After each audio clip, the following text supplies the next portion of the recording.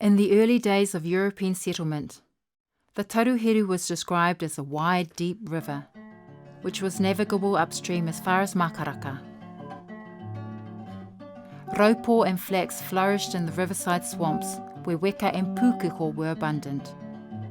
In certain places on the banks grew the scented moss, which gave these waters their name.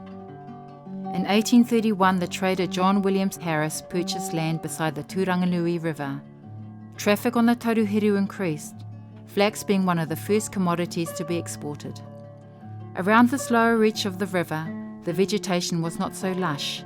It was mainly manuka, kanuka and fern, which was variously described as hefty scrub or first-class land, depending on what use the observer had in mind for it. The early trading and farming activities were disrupted by the political unrest of the late 1860s.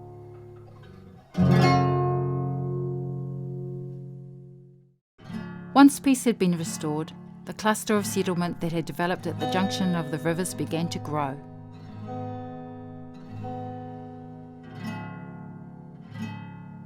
The Wyllie family moved into the house across the river from the township. Although isolated by the river, they were still within easy waving, swimming, paddling, or even shouting distance of the new township. The waka pulled up onto the riverbank is much the same as a car in a driveway today. In January 1876, after 4 days of torrential rain, there was a major flood which became the yardstick by which other events were judged. The Wylies had moved by then, but whoever was in the cottage would have had a spectacular view as the swollen river surged past. The cottage, strategically placed on the rise, escaped the flooding. The fences were also undamaged. It is quite likely that they were made of pūrere wood, which had been milled at Makauri. William King opened Poverty Bay's first steam sawmill here in 1872. Kahikatea, pūrere and mātai were milled and rafted down the river. This 1877 image shows his wharf, nearly opposite the cottage, adjacent to the present Peel Street Bridge. By 1881, the trees Wyllie had planted were blocking the river view, but there would have been no escape from the thump of piles being driven down through the mud. The construction of the Taruheru Bridge had begun. Ownership of the Whataupoko block had passed to the New Zealand Native Land Settlement Company.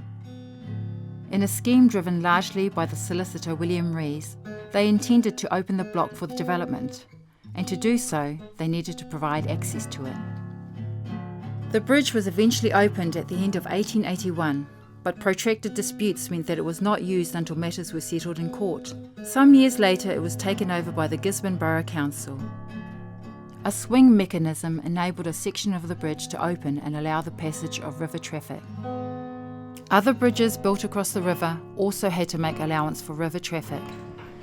In 1881, the bridge at the Botanical Gardens had to be raised in the middle to accommodate the Taruheru Freezing Works river traffic. The Roebuck Road Bridge, constructed in 1908, had a drawbridge style of mechanism. The Derby Street Bridge, built in 1918, was high enough for vessels to pass underneath. The original Taruheru Bridge was referred to as Rees Folly, as nobody could believe that people would want to live on this side of the river. But the suburb soon became a popular place to live. It wasn't long before the cottage inhabitants had neighbours, although they were screened from them by original planting. A couple of years after the Taruheru Bridge opened, Charles Dunlop purchased the cottage and adjacent land. In 1886, the cottage was moved to face Stout Street to make way for the Dunlops' new house. In later years, people looked back on the 1880s as a time when our generation learned to swim, handle a boat, fish, etc. The Taruheru was then a clear, clean, sweet-smelling tidal stream, teeming with fish from which came the main supply of the fish diet for the town. Boating, picnicking parties, as well as eel bobbing or flounder spearing at night, were then a feature of the social life in Gisborne. There were many boats, canoes and Maori dugouts all along the river. A popular venue for picnics was the Te Hapara Creek, which flowed into the Taruheru River. The opening of the boating season had been one of the highlights of the social calendar since the Gisborne Rowing Club was established in 1874, and this continued to be the case for many years. In 1889, Nelson Brothers Limited built the Taruheru freezing works to process sheep and cattle. Situated just over 6 kilometres upstream, the works would have a considerable impact on the way the river was used. Once production was underway, the frozen carcasses were brought down the river on barges towed by tugs. Had a fleet of shallow draft barges operating from the Taruheru freezing works. All of these craft were flush deck in order to pass under the bridges and were tiller steering. When approaching the bridge spans, the steersman lay down on the deck for safety. The tug had a hinged funnel, and the skipper was in a cockpit and used a wheel. The lighter strings had to work on the tides, and they went up and down regardless of the time. Apart from the increase in river traffic, there was a deterioration in the water quality and what was referred to as the Taruheru stench. Nelsons were often blamed for this, but a dairy factory, a sausage casing factory, and a wool scouring works also discharged into the river, as did the town drains and runoff from the farms. The silting up of the river was also thought to be part of the problem. The effects of deforestation was becoming apparent.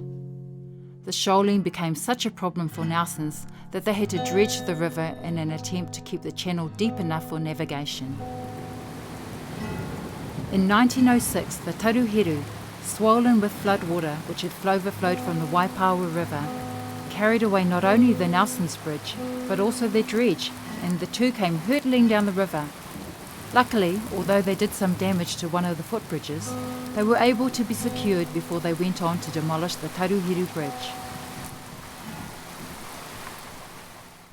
By now the bridge was showing its age. Over the years there had been several collisions involving tugs and barges, while the actual superstructure had also suffered. The bridge was too narrow for the volume of traffic it had to carry, and consequently there were frequent accidents.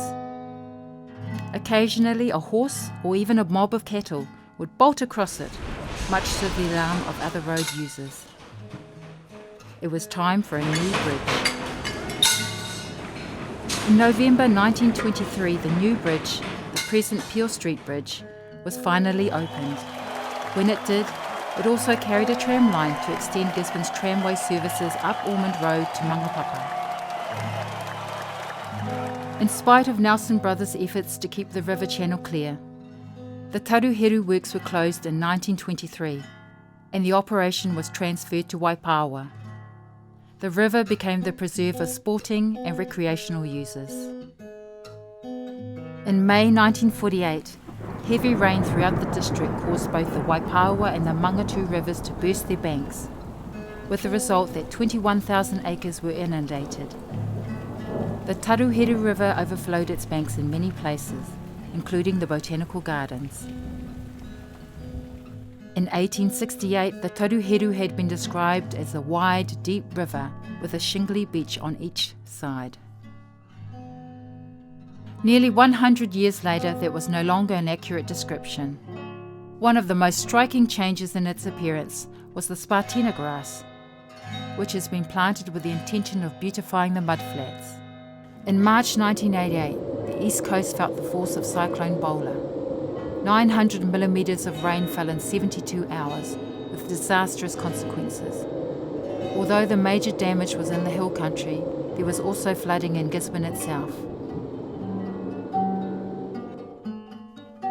Apart from some remnants of the freezing works in Nelson Park, there's now little trace of this history. The bridges at Derby Street, the Botanical Gardens and Roebuck Road that were designed to accommodate the river traffic have all been replaced. And although waka races and rowing regattas have been followed by water skiing, canoeing, kayaking and wakaama, the connection with the water remains the same. Birds still nest along the banks. In the heart of a modern city they are still with us, a link to the river's ancient past.